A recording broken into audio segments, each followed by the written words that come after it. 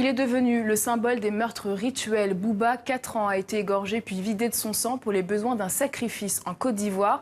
La mobilisation était telle que le président a réagi hier à la télévision nationale. Nous sommes déterminés à lutter contre ces pratiques inacceptables. Tous les moyens humains et matériels seront déployés pour faire la lumière sur ces événements ignobles, afin d'éviter que cela ne se reproduise.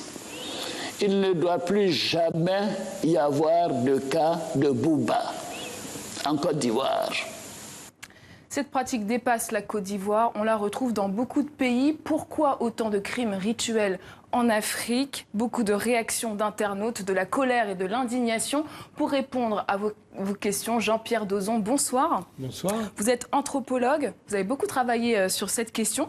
On commence avec cette première contribution pour Bilal Oumara. L'explication est assez simple, ces crimes sont commis pour la richesse et la gloire. Jean-Pierre Dozon, qu'est-ce qui motive ces crimes rituels?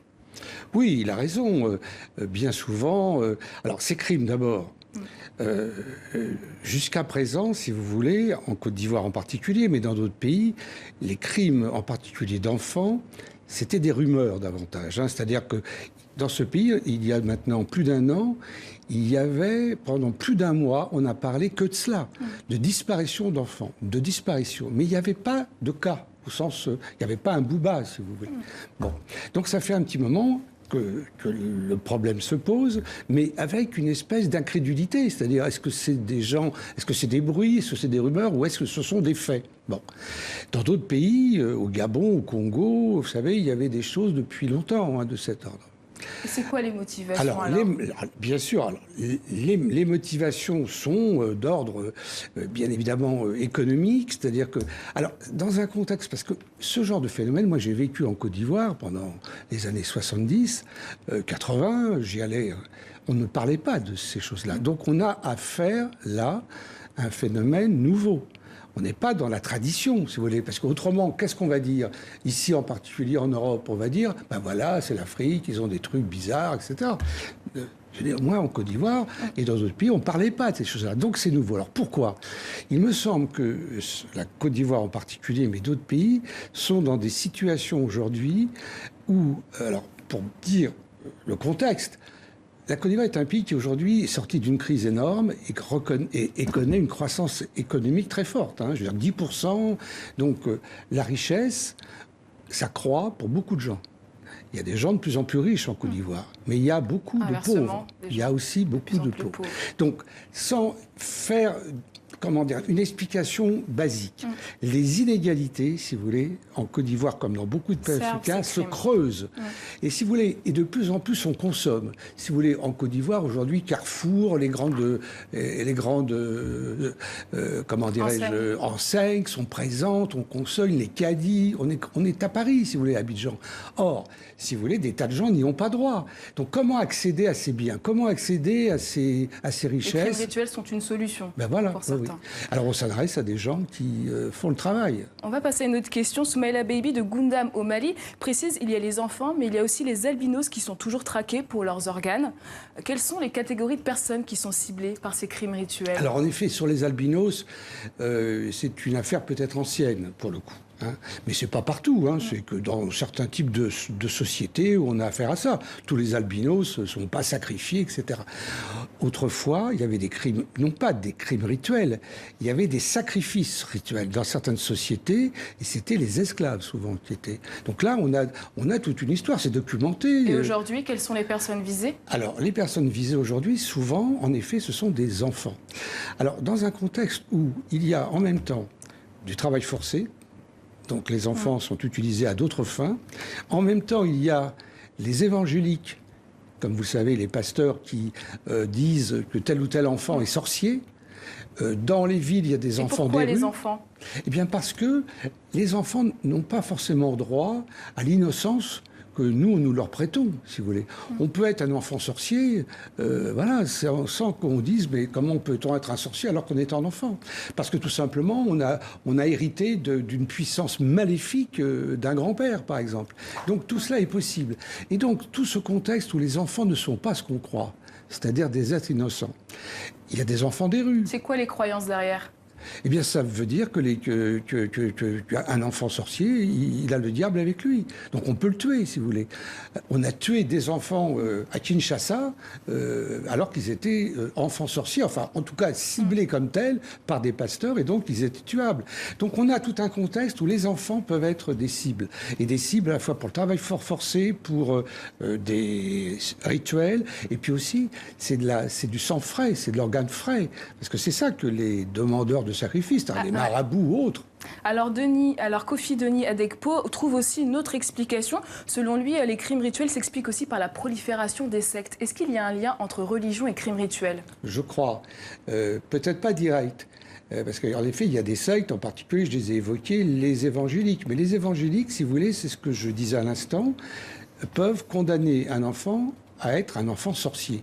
Un enfant sorcier, il est tuable. C'est-à-dire qu'on peut en faire ce qu'on veut, éventuellement en faire un sacrifice avec lui. C'est pas forcément les pasteurs qui disent qu'il faut le tuer, mais d'autres personnes savent que cet enfant est sorcier, donc on peut le tuer.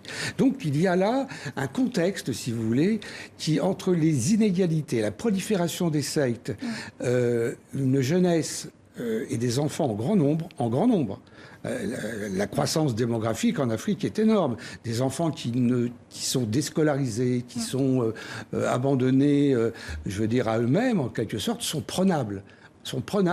Et en plus de cela, ils sont souvent peut-être un peu voleurs. Donc on peut aussi les tuer parce qu'ils sont des voleurs. Alors est-ce que vous pouvez nous resituer le contexte historique de ces pratiques ? Quand est-ce que ça a commencé? Écoutez, moi, c'est un phénomène, les sacrifices d'enfants qui, à mon sens, c'est 20 ans, pas plus. On est dans de la modernité, on n'est pas dans de la tradition. C'est ça qu'il faut comprendre. Parce qu'en effet, il y avait des sacrifices rituels autrefois, dans des systèmes, par exemple, le roi, au moment de sa mort, il était enseveli avec d'autres, n'est-ce pas, avec des esclaves, on sacrifiait les esclaves. Très bien. Mais ça n'a rien à voir avec ça. On est dans des phénomènes modernes, urbains. C'est la ville, c'est le milieu urbain, c'est des grandes métropoles, Kinshasa. Et justement, sur cette modernité, beaucoup de nos internautes ont insisté sur le parallèle entre crimes rituels et politiques, comme Richard Guetta à Abidjan. Ces pratiques sont utilisées dans le milieu politique pour gagner des élections. Est-ce que c'est une réalité, ça? Oui, sans doute aussi. C'est le pouvoir, c'est la richesse. Et en effet, au moment des campagnes électorales, il semblait bien qu'on sacrifie. Autrefois, moi, j'ai connu l'époque où on sacrifiait des animaux. Au carrefour des grandes villes, à Abidjan particulièrement, à des carrefours, on trouvait des coqs noirs qui étaient sacrifiés, etc. Le sacrifice animal faisait partie, et surtout au moment des élections, il y avait cela. Et pour devenir un ministre, il fallait qu'on sacrifie, mais c'était des animaux. Cette affaire d'enfants est récente. Et c'est un phénomène qui scandalise les Africains eux-mêmes, les Ivoiriens eux-mêmes, parce que tout d'un coup, ils voient ça. Et justement, au Sénégal aussi, un crime rituel mobilise l'opinion. Une manifestation est prévue d'ailleurs vendredi. On écoute un organisateur. Ce qu'il faut regretter, c'est jusqu'à présent, il n'y a pas eu de poursuite. Ou même s'il y a des enquêtes, il n'y a pas eu une rapidité. Et aujourd'hui, il y a une psychose dans tout le pays. De disparition d'enfants enlevés, d'enfants tués par-ci par-là, de gens qui enlèvent les enfants, y compris même des bébés. Alors sur cette question judiciaire, Abdoul-Baki Cissé de Niamey s'interroge aussi pourquoi les marabouts et les féticheurs qui ont une part de responsabilité ne sont pas arrêtés et punis. Oui, parce que bien souvent, comme il le dit à l'instant, lui, c'est des rumeurs qui se répandent au Sénégal. Pour l'instant, on n'a pas de faits. Donc, s'il n'y a pas de faits réels, s'il n'y a pas de... Parce qu'on dit... Donc, il y a une psychose, en effet, au point même que des familles disent à leurs enfants « tu restes à la maison, je ne veux pas que tu sortes, etc. » C'est ça qui se passe. Mais jusqu'à présent, comment dirais-je, il n'y avait pas de comment dire, d'enfants identifiés comme tels, et donc pas d'enfants identifiés comme tels, pas de marabouts, de féticheurs identifiés. Dans le cas de Bouba, c'est pour la première fois qu'on a un cas où on a un enfant égorgé, on a pris sang, etc. Et on a visiblement une famille éplorée, et on a le criminel, et on a le marabout sans doute qui a commandité le truc. Donc on a l'ensemble. Mais c'est la première fois, et ça va poser des problèmes de comment on va juger cette affaire. Il y a un vide juridique aujourd'hui ? Il y a un vide juridique, évidemment. Il y a un vide juridique. Je veux dire, on n'a pas... ça va faire jurisprudence, comment vont faire les procureurs, les juges pour condamner cette personne. Merci beaucoup Jean-Pierre Dezon pour votre analyse.